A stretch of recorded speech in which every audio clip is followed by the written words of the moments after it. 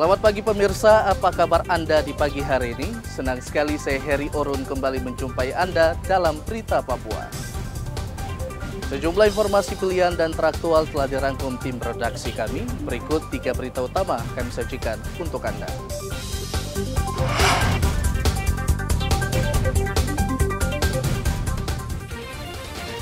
Pasca kerusuhan Dogiai, 5 pekerja jalan hilang.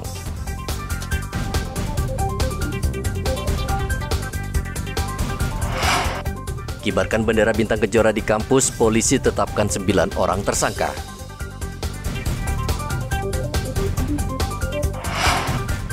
Konvoi pendukung tim Piala Dunia akan dibubarkan polisi jika mengganggu pengendara lain.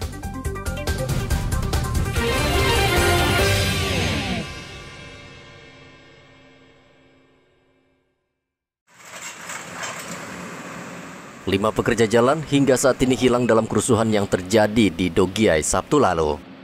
Kelima pekerja jalan tersebut adalah Refli, Iwan, Apus, Roni, dan Joni. Mereka hingga kini belum pulang ke rumah saat terjadi penyerangan sekelompok warga yang membabi buta membakar kios dan rumah. Sementara situasi di Dogiai sudah relatif aman. Kapolda Papua Irjen Matius Fakiri sudah meminta 1 kompi Brimob untuk mengamankan situasi di Kabupaten Dogiai. Ia juga memerintahkan anggotanya untuk mencari pelaku pembunuhan terhadap seorang warga pada Senin lalu. Yang sebenarnya 3 peloton Brimob, yang 1 dari Sat Brimob Papua, yang 2 itu BKW yang kami sudah kirim. Kejadian Paniai, mereka bergeser Paniai dan kami sudah memerintahkan untuk kemarin kembali. Ditambah lagi Brimob Batalion C dari Nabire, jadi semua total sudah 1 kompi lebih di sana anggota Brimob. Saya minta untuk tangkap pelaku pembunuhan. Penegakan hukum harus dilakukan sehingga masyarakat tidak menyakim sendiri. Laka lantas jangan dijadikan momen untuk merusak atau membakar, bahkan membunuh orang lain. Sehingga saya memerintah mereka untuk datang menetralisir semua keamanan sana dan mencari para pelaku kejahatan itu. Tidak, kami tidak menyampaikan kelompok lain. Saya menentukan kriminal. Sehingga saya tidak mau ada sebagaimana kemarin yaitu tabrak laka lantas dibawa untuk membunuh orang lain, membakar rumah lain orang lain. Ini kan mereka selalu menunggu momen. Sehingga saya memerintahkan ke Krimum sekarang sudah di sana, cari pelakunya dan tangkap dan proses. Sebelumnya korban bernama Iqbal, pekerja proyek jalan, ditemukan dalam keadaan tidak bernyawa. Ia bersama 5 pekerja lain diduga melarikan diri saat kerusuhan yang terjadi pada Sabtu lalu. Jenazah Iqbal sudah diserahkan ke keluarga dan dikebumikan di Nabire. Saat ini polisi masih mencari 5 pekerja lain yang diduga bersembunyi, namun tidak menutup kemungkinan mereka juga dianiaya massa yang beringas. Kerusuhan di Dogiai dipicu kecelakaan lalu lintas. Seorang anak yang berlari ke jalan raya Trans Dogiai tertabrak truk pada Sabtu lalu. Sopir lalu meminta perlindungan polisi karena massa menuntut pelaku diadili secara adat. Massa yang marah kemudian melampiaskan dengan membakar 80 petak rumah kios di 4 lokasi, termasuk 6 kantor pemerintahan. Akibat kerusuhan ini, sekitar 400 warga mengungsi ke Kabupaten Nabire karena ketakutan. Rian Tonai melaporkan dari Dogiai, Papua Tengah. Polresta Jayapura Kota menetapkan 9 orang sebagai tersangka dalam kasus pembentangan bendera bercorak bintang kejora di halaman kampus USTJ pekan lalu. Ke-9 tersangka juga diancam pidana karena menyerang aparat keamanan di kampus Universitas Sains dan Teknologi Jayapura. Peristiwa pembentangan bendera bercorak bintang kejora terjadi di kampus Universitas Sains dan Teknologi Jayapura Kamis pekan lalu. Dalam kasus tersebut, polisi menangkap 15 orang karena berunjuk rasa di dalam lingkungan kampus tanpa seizin rektorat. Kapolresta Jayapura Kota Kombes Victor Makbon mengatakan, dari 15 orang tersebut, 9 orang telah ditetapkan sebagai tersangka. Sementara 6 orang lainnya dipulangkan karena tidak cukup bukti. Dari 15 yang kita periksa, yang sudah kita tetapkan menjadi tersangka, itu ada 9. Di mana kita mengklasterkan untuk kasus yang terjadi di USTJ itu terkait 106 makar, itu ada 3 tersangka, kemudian 212 KUHP yaitu melawan atau mengancam petugas dengan kekerasan itu ada 6 tersangka. Hasil daripada pemeriksaan sampai dengan hari ini, ya, jadi tidak semuanya yang menjadi tersangka ini juga berstatus sebagai mahasiswa. Jadi ada orang yang di luar kampus, ya, yang melakukan aksi makar dan juga aksi melawan petugas atau melakukan kekerasan terhadap petugas. Ini tidak semua juga mahasiswa. Untuk yang lain kita pulangkan. Selanjutnya juga terusnya kita akan melakukan pengembangan terkait dengan kasus-kasus tersebut. Dari 9 ini yang mahasiswa berapa? Mahasiswanya berapa? Mahasiswa berapa? Jadi yang bukan mahasiswa itu ada 4 orang dan 5 orang ini adalah mahasiswa. Yang makar, Ya.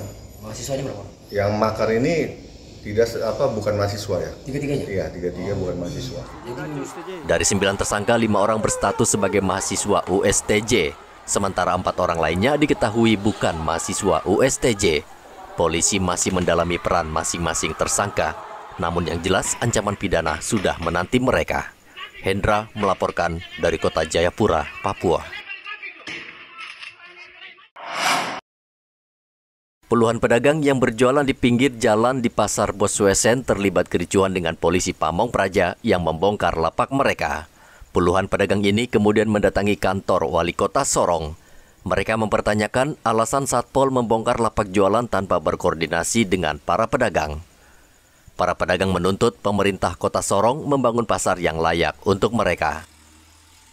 Menurut mereka, selama Otsus diberlakukan di tanah Papua, mereka berjualan di emperan toko. Kita datang ke kantor Wali Kota sekitar jam berapa? Jam 9 pagi. Kenapa mereka turun di jam 5 subuh? Itu apa? Dia jahat. Tidak, apa mereka turun pakai pakaian dinas. Mereka pakai pakaian dinas turun di Pasar Boswesen untuk bongkar pasar tempat jualan pakai sensor untuk sensor kali-kali ke subuh. Kami punya kerugian yang begitu besar pun. Kami punya meja dan semua barang dengan swadaya sendiri. Tidak pernah kami datang ribut, kami terima. Dan kami bilang, kami berdoa saja, kami mengucap syukur. Baru kami ini siapa punya rakyat. Jadi kami mengalami sampai sudah 1 tahun, baru tadi pagi itu Satpol PP itu turun dengan jam 4 pagi. Kami tidak tahu bahwa mereka itu akan turun di pasar untuk pembongkaran besar-besaran. Kami tahu bahwa memang kami itu jualan di jalan-jalan. Jadi mereka turun dengan jam 5 subuh itu dorang bawa sensor. Dorang sensor kan kami punya meja-meja, peti-peti. Bangko-bangko yang kami duduk untuk kami jualan di jalan raya. Itu tuh mereka sensor habis itu dan mereka bakar. Pemkot berjanji akan membawa aspirasi para pedagang ke Wali Kota. Ini pas beliau lagi ada acara Fikom, jadi beliau tidak bisa hadir. Maka saya asisten 3 diperintahkan oleh beliau untuk menerima Bapak dan Ibu. Saya didampingi oleh Pak Kasatpol PP, Pak Kepala Badan Pajak dan Retribusi. Jahat kali 10. Keluhan dari Bapak dan Ibu, ya. Kita ingin dengar sehingga nanti ada hal-hal yang mungkin kita komunikasikan dengan Bapak dan Ibu, ya. Saya juga berharap bahwa Bapak dan Ibu ke sini pasti ada yang mengkoordinir, kan? Tidak mungkin Bapak dan Ibu datang sendiri-sendiri. Begitu. Sehingga koordinatornya tolong mungkin nanti setelah apa yang menjadi keluhan bisa ketemu dengan kami lalu kami berkomunikasi. Masukan terus nanti siapa punya masukan yang kita dengar. Begitu ya. Puluhan pedagang mengancam tidak akan pindah dari Pasar Boswesen karena mereka sudah bertahun-tahun berdagang di lokasi itu. Bahkan sebagian pedagang mengaku mereka membangun lapak dengan uang pribadi tanpa bantuan dari pemerintah kota. Edi Musahidin melaporkan dari Kota Sorong, Papua Barat. Polisi menyimpulkan mayat yang ditemukan tergeletak tanpa busana di jalan raya di Kampung Wasur, Merauke merupakan korban tabrak lari. Kesimpulan ini berdasarkan hasil autopsi di RSUD Merauke, di mana luka di tubuh korban bukan akibat penganiayaan, melainkan akibat hantaman benda keras yang diduga kendaraan bermotor. Kasih Humas Polres Merauke AKP Ahmad Nurung mengatakan korban Julius Bernard berusia 25 tahun saat itu sedang mabuk berat. Dan tanpa sadar ia menanggalkan pakaian dan celana lalu berdiri di tengah jalan raya. Ia kemudian ditabrak kendaraan yang melintas dengan kecepatan tinggi. Korban inisial YB, umur 25 tahun, laki-laki. Kemudian setelah didatangi TKP, mayat ini langsung dilarikan ke rumah sakit untuk dilakukan pemeriksaan. Nah, dari hasil pemeriksaan luar itu ditemukan beberapa goresan, kemudian luka-luka pada lengan maupun pada badan, kaki dari korban itu yang diduga adanya laka lantas. Ya. Namun sampai saat ini masalah dugaan laka lantas ini kita masih melakukan penyelidikan. Ya, apakah itu terjadi kontra antara pejalan kaki ini dengan kendaraan, baik itu roda 2, roda 4, roda 6, dan sebagainya. Jadi kita masih dalam lidik. Nah, kemudian kejadian ini diakibatkan karena juga korban dipengaruhi oleh minuman keras, yaitu alkohol, sehingga diduga keras dia mengalami kasus 492 mabuk, sehingga tidak dapat mengontrol diri, kemudian berdiri di tengah jalan. Ya, disitulah dugaan kita adanya laka lantas. Polisi bersama Satuan Lantas Polres Merauke saat ini masih melakukan penyelidikan untuk mencari penabrak Julius.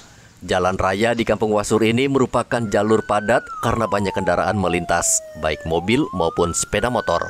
Muhammad Ridwan melaporkan dari Merauke, Papua Selatan.